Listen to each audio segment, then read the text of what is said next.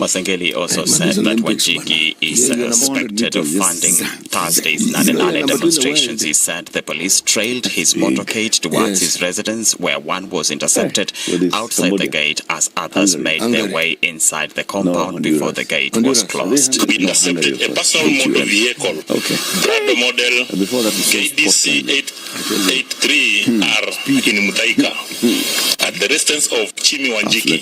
In the vehicle, we have recovered 4 tear gas canister, 2 Motorola gadgets, 7 assorted touchers for the pocket phones, and 1 mobile phone. Investigators are on the ground and will ascertain more details. Still on the Nane demos, 174 individuals are in police custody after they were arrested during the protest on Thursday. While making the announcement, Acting Inspector General of Police Gilbert Masengeli noted that the protest recorded low turnout across the country with minimal instances of looting and property damage. Unlike recent demonstrations that were marked with wanton destruction of property, looting, injuries and loss of lives, the country remained peaceful and normalcy prevailed. Except in Nairobi, where one officer was injured, we also arrested a total of 174 suspects. That is 126 in Nairobi, 22 in Kitengela, Rift Valley, 26.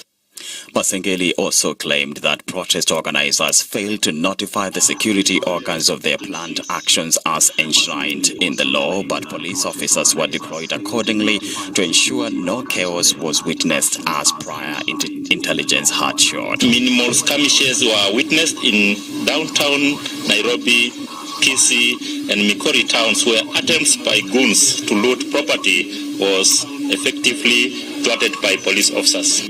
Meanwhile, these young men in Nairobi explained why they took part in the protest. The same people he has sacked is the same people he brought them back. That is not the way. The government is playing politics with us, trying to manipulate us, trying to manipulate our movements, and bringing the political class on board so that they can continue manipulating and continuing infringing on our rights. So we are trying to save the soul of our president, the soul of this nation, and the souls of our future generations.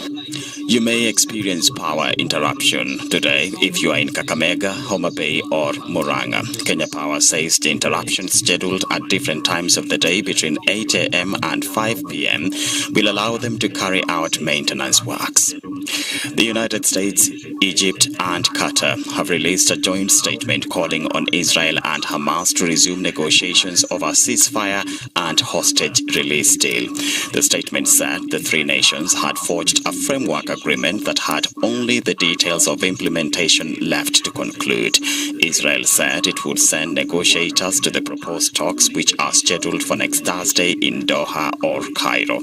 Hamas did not immediately respond. The renewed diplomatic push will be seen as an attempt to stop regional tensions from spiraling out of control after Hamas's leader Ismail Haniyeh was assassinated last week.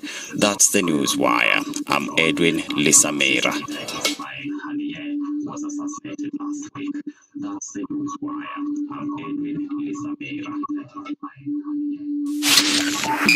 102.5 Spice FM, Kisumu. The following takes place from 6 a.m. to 10 a.m. every weekday on Spice FM.